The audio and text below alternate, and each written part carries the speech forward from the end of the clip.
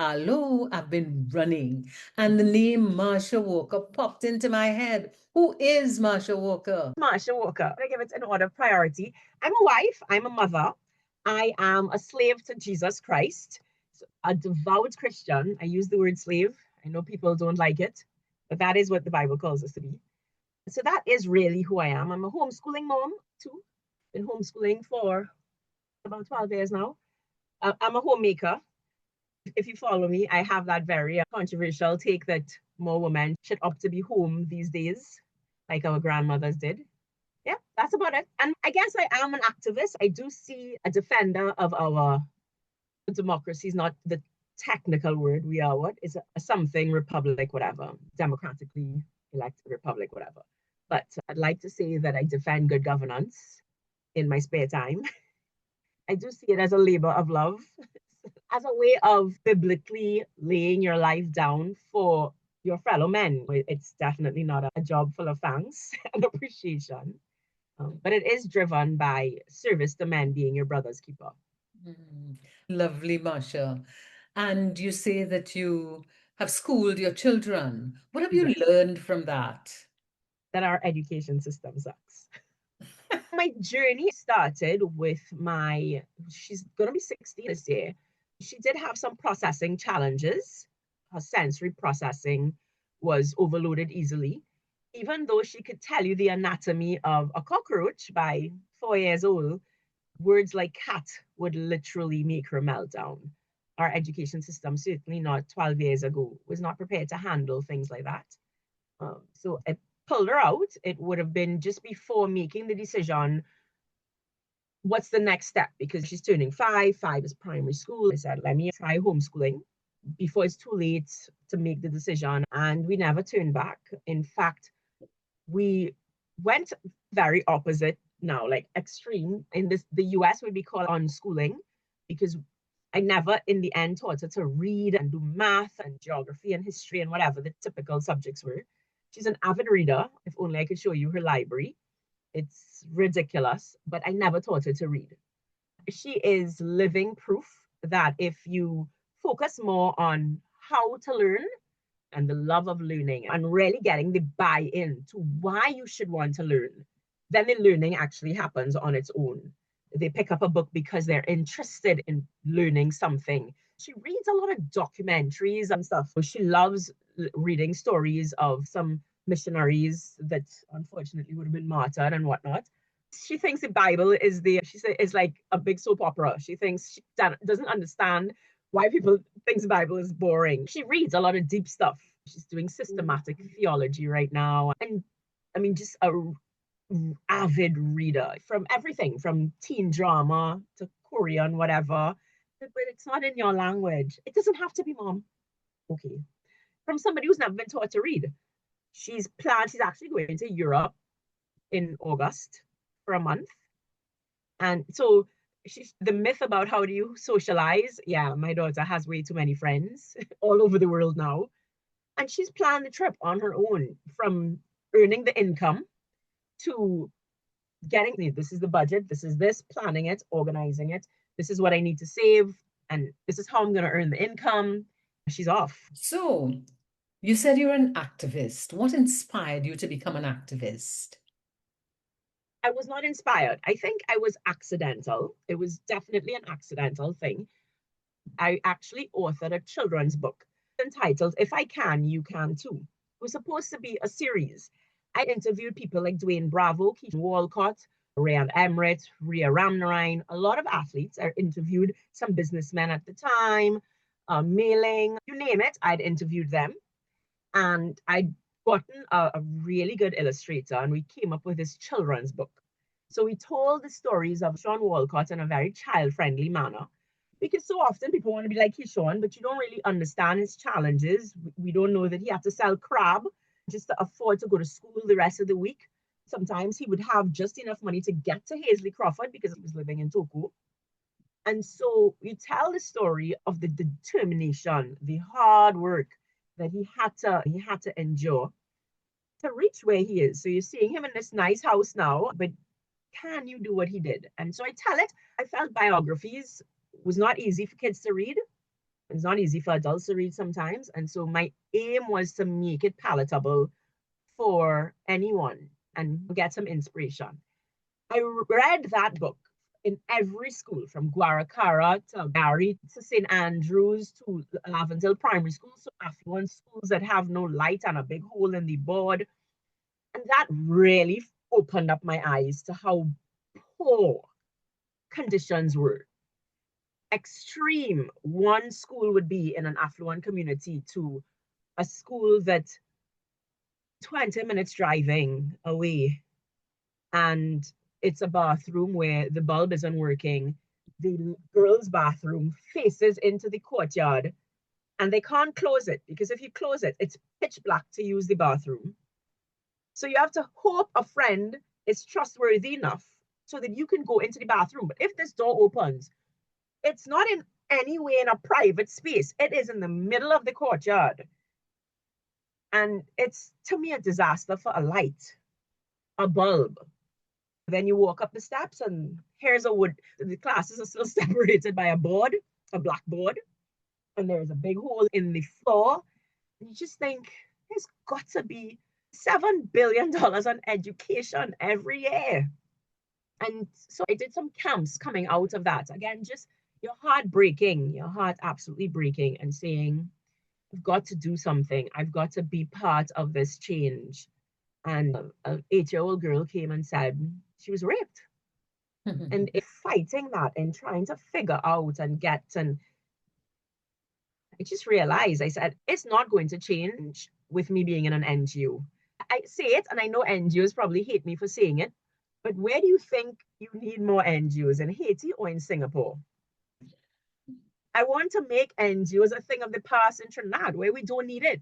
We have citizens who don't need hampers, aren't plagued with unemployment, and it's nothing to do with laziness. I hate when people talk about it's a laziness thing. It's not. I grew up poor, by the way. People can't tell by my accent and whatever. But persons who don't know my story tend to feel as though I don't really know. But my mom on any given day had a few dollars. I tell people I did pass for St. Joseph's Convent.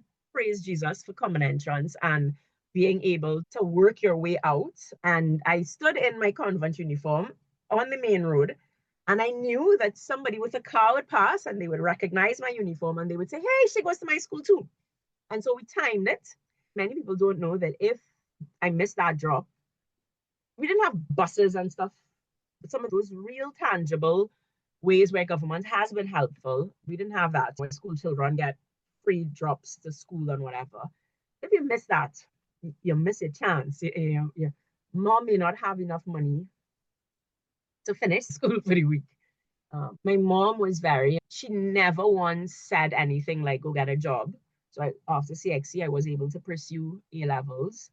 I did try doing SATs, but even with SATs and going away, we just couldn't come up with so much of it. I see stories where you want to go to Yale, but there's still so much, even though you've gotten a full scholarship. And we just didn't have. I didn't have enough to finish the SAT lessons. I didn't even think of a plane ticket and all of that. I had my first job interview in my school uniform, in my convent uniform. I worked my way up. I've seen my aunts work hard, never take a day off. I come from a family where the work ethic is really strong. They've never achieved any sort of major wealth. They still depend on the healthcare system and stuff like that. It's not for lack of work ethic. It really isn't. You have a tremendous story of coming from poverty, going through St. Joseph's Convent, and then becoming someone who had a high work ethic. If a miracle happened and you could transform our country, what would you do? Gosh. If you finally became prime minister, what would you do that's different? I would want to break away, and I know I might sound very much like Keith Rowley here, but I do think we are dependent on the government. I think our government is overreach. It's like reaching way too far. I would like us to, the state boards is a popular thing right now. I actually think we need less. We need to see the government less involved in education, less involved in health, less involved in corporations. I would like to see the government not be our number one employer. I think there is a little bit more space for free market to reign. That would be a practical level. Of course, the greatest miracle would be the salvation of souls. And if we become more of a moral society, some of these issues probably wouldn't happen. Every time I tell somebody, I think government needs to not be involved in education, they say, but capitalism, the government is there to minimize the impact. And I hear that argument, and there is a balance that needs to be found. There is the human fallen nature of greed. So there is a space for regularization and keeping things balanced. I think if we were to do a study, which I am actually working on because I never studied research, but I'm told that I'm good at research and people seem to be appreciating, which is hopeful because sometimes I feel as though people have an appetite for drama. But when I do present videos with a lot of details and information, I am getting feedback that they are appreciating the education. I am really trying to do a deep dive into countries that have successfully reformed themselves using less government, making the government size shrink, the cabinet size shrink, the government intervention, the government micromanaging. Because I think that would be where developed countries need to go. You look at some of the African countries where corruption. The corruption in our country is amazing. And I've recently been in a conversation that says that it's not corruption, it's really just opportunities. What is your view of that? I think that the country has allowed the opportunities corruption. We seem to have this attitude where, and I've seen it sadly too common, where people are okay with wrongdoing once the wrongdoing benefits them. And so that's why I say we seem to have created the opportunities because an opportunity is once you turn a blind eye, an opportunity is created. Once you say, hey, here's the piggy bank, here's the cookie jar, I'm going to leave you unattended, unsupervised, and close the door, we create the opportunities. Children who are poorly supervised tend to get themselves in trouble. And leaders who are poorly supervised tend to get themselves in trouble. I think that there is opportunity, but I think we've created the opportunity. I think our culture seems to be one where once we are okay, and that's probably why over the years, we didn't really nip it in the bud because money wasn't a problem. And so everybody teeth and we benefit. So it's not an issue. But now the pie is getting smaller. The cookie jar is emptying and it's not refilling. And so now the greed at the top is still there. And now we kind of go, but wait now. It ain't coming to me anymore. And so all of a sudden there's this clamor for good governance, but I'm not sure that there's a clamor for good governance. I think the clamor is, let me get a piece too. And people are just getting involved so that they too can benefit. There are a handful who are waking up to what corruption and mismanagement has done to the country. But I think if we got another oil boom and money started flowing, all of a sudden you'd see Marsha and Denise being the only two people shouting and screaming, which is why to win an election, you run a reckless campaign promising goodies. Yes. Because the average person, they're concerned that you're getting and I'm not getting, rather than what is best for my grandchildren and great grandchildren. What's going to see Trinidad and Tobago really become a first world nation? Because we have way too many resources to not be a first world nation. You can compare us to countries that have similar geographies, that have similar population sizes, have the same type of ethnical diversity. They're thriving. And we're not. Yeah. With all the resources that God can bless us with, we're not. And I think that is definitely something, I guess that is what I work towards, raising the conversation, raising the awareness, and social media and these programs, we now have an opportunity to speak and to talk and to drip information into our society more than we would have in the past when we were limited to one newspaper and one television show. I hope that the level of intellect, and not math and English intellect, political discourse and governance, that maybe we can see there is a better way than the handouts, a better way than the what's in it for me. We can all become our brother's keepers. Let's be the keeper of the next generation. I say to people all the time, we take for granted our freedoms. We take for granted blood shed for carnival. I tell people that all the time. I say blood was shed for us, the parade, and we took peace Monday and Tuesday.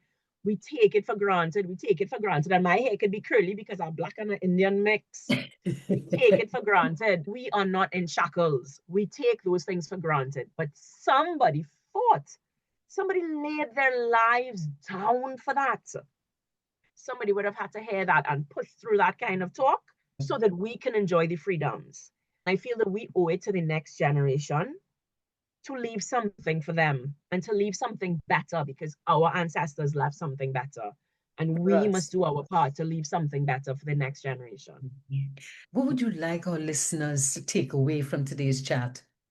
Get involved. I hear Christians say all the time that politics does not have a morality of its own. Politics has the morality we've allowed it to have. Good people cannot retreat.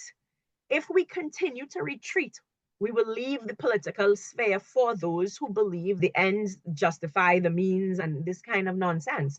Get involved, get involved. Even if get involved means to learn one thing new every month so that you're not just going with the propaganda and the noise. Really take the time to try. I know it's exhausting, but get involved at some level so that we can leave a better Trinidad and Tobago. God has birthed us. He's placed us here for a reason, to steward this country. And we need to steward it as if we are his ministers. And on that note, thank you very much, Marsha. All the best. And keep running. Thank you.